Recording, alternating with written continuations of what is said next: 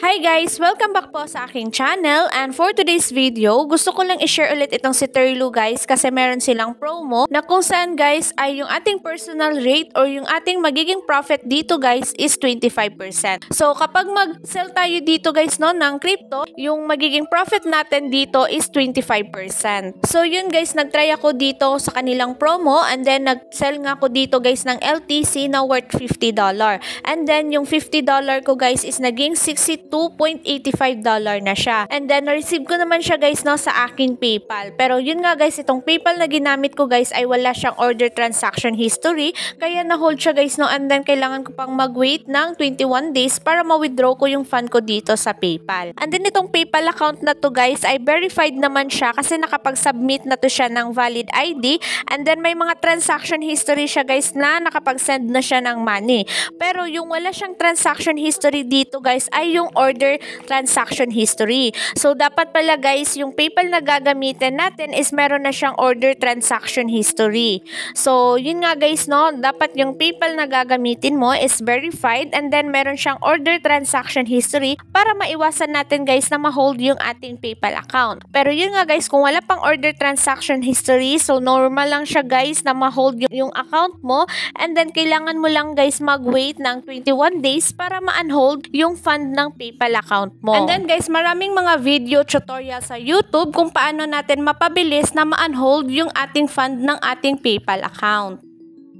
So yun guys, itong si Terlu is meron akong mga video dito guys no. So na-share ko na to sa inyo itong platform na to, and then meron nga akong video tutorial yung step by step guys kung paano tayo kumita dito kay Terlu or kung paano tayo mag-sell dito kay Terlu. So if interested ka dito kay Terlu guys, so pwede nyo munang panoorin yung video ko dito kay Terlu guys, yung step by step kung paano tayo kumita dito. So yun guys, dahil meron nga silang promo na kung saan nga guys ay yung magiging profit natin is 25%. So dito sa promo nila guys ay hindi na natin kailangan pang mag-register kasi meron silang account guys na yun yung gagamitin natin na pag-sell or pag-trade dito sa kanilang platform. So kailangan lang natin guys na mag-login sa account nila. So eto nga yung account nila, itong terluroyalgroup@gmail.com, and then yung password guys is I want 25%. So if gusto nyo tong itry guys, ilalagay ko na lang sa description box yung kanilang email address and then password. And then after nga natin dito mag-login guys, so eto makikita natin itong statistic for this week.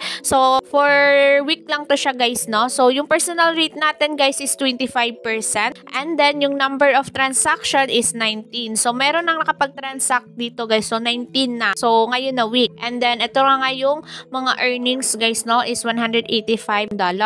So if gusto nga nyo ditong mag-try guys, so i-click nyo lang tong 3 lines dito, and then i-click lang natin tong make a trade. So dito guys no, pili ka lang kung anong crypto yung isi-sell mo dito, itong LTC or BTC. So may suggest ko guys itong LTC yung i-trade natin or magsisell tayo ng LTC kasi mababa lang yung transaction history. And then ako guys, bago ako dito mag-trade kay Terlu, yung ginagawa ko muna guys is pumupunta muna ako dito sa market. Chine-check ko muna guys kung magkano yung $50 na LTC. So if mag-buy ako guys ng LTC na worth $50, so 0.60 LTC siya. So yung isi-sell ko guys is worth $50, so 0.60 LTC siya. And then dito sa Terlu guys, kapag i-sell natin itong 0.60 LTC, so yung makukuha natin guys is $63.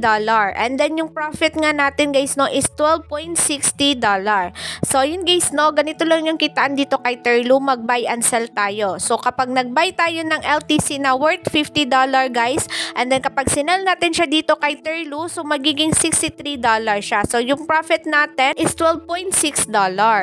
And then guys, nasa inyo yan ha kung magkano yung i-sell ninyo dito. And then guys, nasa inyo yan kung magkano yung i-trade nyo dito kay Terlu. Wala naman silang minimum guys no. So ako guys, mag-trade ako ngayon kay Terlu na worth $50 na LTC. So punta muna tayo dito sa ating crypto wallet guys, and then Binance nga yung ginagamit ko. And then dito nga sa aking Binance guys, ay meron akong balance dito na 60 USDT. Pero yung isi-sell ko guys doon kay Terlu is 50 USDT lang. So kung wala ka pang USDT guys, so kailangan muna nating mag-buy ng USDT. So, para mag-buy tayo ng USDT guys, i-click mo lang tong P2P. So, yung bibilhin natin dito guys is USDT kasi wala silang LTC. Pero kapag nakabuy na tayo ng USDT guys, is i-convert lang natin yan mamaya ng LTC. And then next guys is click natin tong filter para ma-enter natin yung amount guys kung magkano yung bibilhin natin na USDT. So, for example guys, yung bibilhin natin is worth 1,000 pesos na USDT. So, enter lang natin yung amount guys and then confirm. And then dito guys, pipili na tayo ng seller na nagbebenta ng limit na 1,000 pesos. So, for example guys, ay dito tayo bibili guys, no?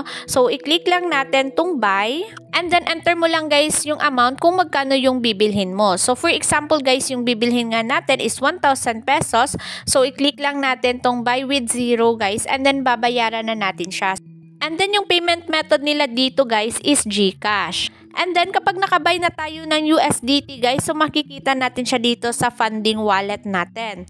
So, kailangan muna natin guys, no, na i-convert to siya into LTC. Kasi yung iti-trade natin guys or i-sell sa Terlu is LTC. So, para ma-convert na natin to siya guys, punta na tayo dito sa homepage and then i-click mo lang tong convert. And then, dito sa from guys, is palitan lang natin siya ng USDT kasi yung ating balance guys no is USDT. And then, dito sa convert to is search lang natin guys LTC. So, dapat ganito na yung hitsura guys, no? From USDT to LTC. And then, i-click lang natin tong spot wallet guys and then click natin tong funding wallet kasi yung ating USDT is nasa funding wallet. So, enter lang natin guys, no? Kung magkano yung amount na USDT na i-convert mo into LTC. And then, worth $50 or 50 USDT guys yung aking i-convert na LTC. So, kapag na-enter mo na guys, so i-click lang natin tong preview conversion. And then, click lang natin convert. And then, ayan guys, na-convert na yung aking USDT to LTC. And then, dito nga sa aking funding wallet guys, is naka-LTC na yung aking USDT dito. So, kapag naka-LTC na guys, so click lang natin tong withdraw kasi kailangan na natin to siyang i-withdraw guys papunta kay Terlu. And then dito guys, click lang natin send via crypto network. And then dito guys, dahil ngayon yung available ko dito na LTC is ito siya guys, no? So, dito sa amount guys, i-click ko lang to siyang max kasi ito lahat yung i-trade ko kay Terlu. And then, kapag mag-withdraw nga tayo dito sa Binance guys, ay meron silang network fee. So, babawasan muna natin itong amount dito guys, no? Kasi meron silang network fee. Para yung marireceive natin sa Terlu, isakto lang. So, nabawasan ko na siya ng transaction fee guys. And then, dito sa amount, so $50 siya guys, no? So, i-copy lang natin itong amount guys. And then, punta na tayo sa ating Terlu. And then, dito sa UPay, guys, so, paste lang natin or enter mo lang, guys, kung magkano yung isell mo dito or i-trade mo kay Terlu. And then, yung marireceive ko nga, guys, no, is $62.84. And then, yung profit, guys, is $12.57. So, $50, guys, na LTC yung i-sell ko. And then, yun na nga, guys, ay magkaka-profit ako dito ng $12.57. So, kapag na-enter mo na, guys, yung amount ng LTC na iti-trade mo, so, enter lang natin yung ating PayPal email dito. Kasi dito nila isi-send, guys, no, yung ating na-earn dito or yung payment nila. So, kapag na-enter mo na guys yung PayPal mo, so, click lang natin tong I agree and then click lang natin tong sell LTC. And then, makikita na natin guys yung kanilang wallet address dito ng LTC. So, i-copy lang natin to siya guys and then punta na tayo sa ating Binance. And then, dito sa Binance guys, i-paste lang natin yung address. And then, kapag na-enter mo na guys yung address, so, click lang natin tong withdrawal. So, as you can see guys, na worth $50 na LTC yung i-withdraw ko. So, i-click lang natin confirm guys. And then, kapag mag-withdraw nga tayo dito, is kailangan natin i-enter itong mga verification code. And then, nakapag-withdraw na nga ako guys. So, wait na lang natin na ma-withdraw successful yung ating withdraw dito sa ating Binance. And then, dito sa Terlu guys, itong payment ID, i-copy mo to siya guys. Kasi itong payment ID guys, ito yung magiging transaction ID natin. So, kapag mag-follow up tayo guys, so, kailangan na meron tayong payment ID. So, bali ipipaste lang natin para malaman natin guys yung status ng ating transaction. So, eto nga guys, no, yung aking transaction ngayon. So, yung earnings is $12 and then pending pa siya. So, kapag successful na yan guys or completed na, is ibig sabihin is pumasok na yan guys sa ating PayPal account. So, dito sa Turlo guys, marireceive natin yung payment nila within 24 hours. Pero minsan naman guys, ay mabilis lang natin ma-receive yung payment nila. And then, yung akin nga dito guys, yung status is pending pa siya. And then, kapag processing na yan guys, is ibig sabihin is na-receive na nila yung LTC mo. And then kapag completed na is pumasok na yan sa ating PayPal. And then guys, after 1 hour is yung status ko dito is completed na siya, and then na-receive ko na siya guys no sa aking PayPal account. And then 3 payment na yung na-receive ko guys no, itong $44, $10, and $10. So na-receive ko yan lahat guys, pero yun nga lang guys, tulad ng sinabi ko kanina is na on hold yung aking fund dito. So naging money on hold siya guys, kasi itong account na to guys ay wala pa siyang order transaction history. Verified naman siya guys, pero yun nga lang wala pa siyang order transaction history. And then mag-email naman yung PayPal guys no, na kung anong reason na hold yung PayPal fund mo. And then guys, may mga video tutorial sa YouTube kung paano natin mapabilis na ma-unhold yung fund natin sa ating PayPal account.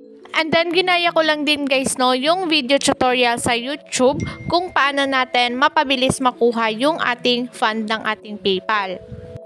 And then within 7 days daw guys ay pwede na natin ma-withdraw yung fund ng ating PayPal account. So mag-update na lang ako guys no dito sa aking PayPal account kung ma-withdraw ko pa ba to yung aking na-earn dito. So yun lang talaga yung problema ko dito guys no, itong na-hold yung aking PayPal fund. So dapat lang talaga guys na yung PayPal mo is meron siyang transaction history, mga order transaction history. So yun guys, update ko lang kayo, and that's all. Thank you so much for watching my video, and God bless!